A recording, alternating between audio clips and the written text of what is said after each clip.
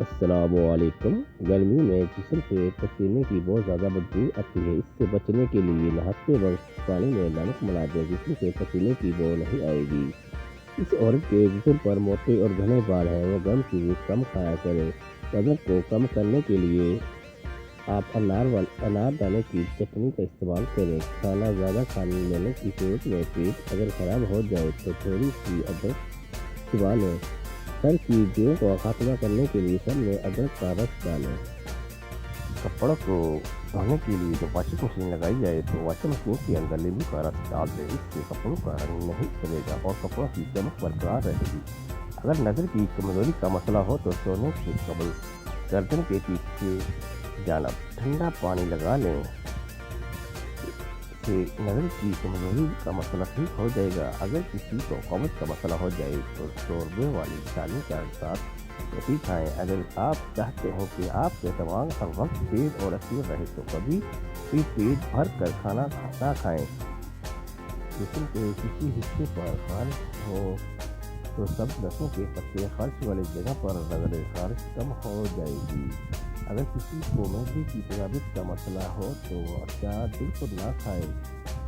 کھانوں میں کالی مرچ کا روزانہ استعمال کریں، بدن کے جراثیم کو ختم کر دیتا ہے۔ کیلا کمزور ہاضمے والے افراد کے لیے بہت نقصان دہ ہے۔ اگر کسی انسان کو دل کے دورے کا مسئلہ ہو تو وہ مٹی کے برتن میں پانی پیا کرے۔ کھانا کھانے کا فوراً نہیں چھوڑنا چاہیے ورنہ پیٹ کی بیماریاں جنم لیتی ہیں۔ ذہن کو تیز کرنے کے لیے کیلا کھائیں۔ اگر کسی بندے نے اپنا وزن بہت جلدی بڑھانا ہو تو وہ آلو ابال کر کھائے۔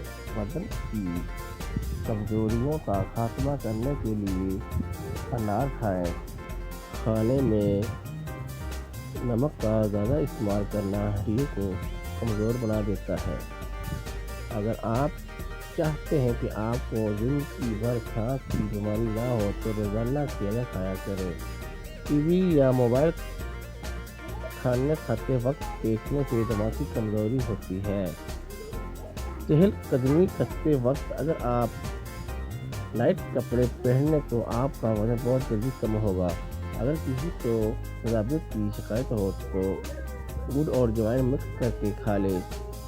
قبض دور کرنے کے لیے آلو بخارا کھائیں۔ جب آپ صبح کا ناشتہ وقت پر نہیں کرتے تب آپ کا معدہ کمزور ہو جاتا ہے۔ منہ کے چھالوں کو ختم کرنے کے لیے ابلے ہوئے چاول کھائیں۔ آلو کے چھلکوں کو ضائع کرنے کے بجائے اگر آپ اس کو کسی بھی شیشے میں ملیں تو شیشہ بالکل چمکدار ہو جائے گا۔ پیشاب کو صاف کرنا ہے تو ناریل کا پانی رات کو روزانہ وقت پر سونے سے انسان ذہنی ٹینشن سے دور ہو جاتا ہے۔ نیند کا آنا انسانی بدن کے لیے انتہائی اہم رکھتا ہے۔ سائنس کے مطابق جب ہم کو نیند آتی ہے تو ناک کے اندر سے کنکر یا وائرس وغیرہ باہر نکلتی ہے اور ہمارے جسم وائرس سے پاک ہو جاتا ہے۔ تو انسان یہ چاہتا ہے کہ اس کے بدن ہلکا پھلکا ہو جائے، موٹاپا بھی نہ آئے اور بدن پر زیادہ گوشت نہ چڑھے۔ اس کو چاہیے کہ اپن رات کا کھانا کم کر دے۔ بہت زیادہ ٹھنڈے پانی سے غسل کرنا جسم کو نقصان دیتا ہے۔ ضرورت سے زیادہ خود پر کا بوجھ ڈالنے سے پٹھے کمزور ہو جاتے ہیں۔ خوبصورتی اور صحت مند تندرستی کے لیے پرسکون نیند بے حد ضروری ہے۔ اگر ہم نیند پوری نہیں کریں گے تو جسم کا درد، کمر کا درد اور گردن وغیرہ کا درد سے نہیں بچ سکتے۔ مچھلی کا گوشت کھانے سے بدن کے دردوں میں فطری طور پر آرام مل جاتا ہے۔ کھڑے ہو کر آٹا گوندنے سے کمر کی تکلیف بڑھ جاتی ہے، اس لیے بہتر ہے کہ ہمیشہ بیٹھ کر آٹا گوندیں۔ مولی کے نرم پتے کھانے سے پیشاب کے راستے پتھری نکل جاتی ہے۔ اگر زیادہ سستی رہتی ہو اور نیند میں زیادہ آتی ہو تو کالی مرچ کے 2 دانے چبا لو۔ لہسن کے جوے پر شہد لگا کر کھا لینے سے بلڈ پریشر نرم رہے گا۔ پانی میں کلونجی ابال کر اس کو پینے سے پیٹ کے کیڑے مر جاتے ہیں۔ اگر مسوڑھے درد کرتے ہوں یا خون آتا ہو تو کچی گوبھی کھاؤ، افاقہ ہوگا۔ جس عورت کے چہرے کا رنگ خراب ہو جائے یا چہرہ بوڑھا نظر آنے لگے تو بیسن میں 2 چیزیں ملا کر لگائے، چہرہ جوان دکھائی دے گا۔ بیسن 2 چمچ، دودھ 4 چمچ، شہد 1 چمچ، تمام چیزیں اچھی طرح مکس کر لیں۔ پھر چہرے پر اچھی طرح لگا کر 15 منٹ کے بعد سادہ پانی سے چہرہ دھو لیں۔ سونف اور مشری کو پیس کر کھانے سے آنکھ کی نظر میں اضافہ ہوگا۔ ہلدی کا استعمال چہرے کو جوان رکھتا ہے۔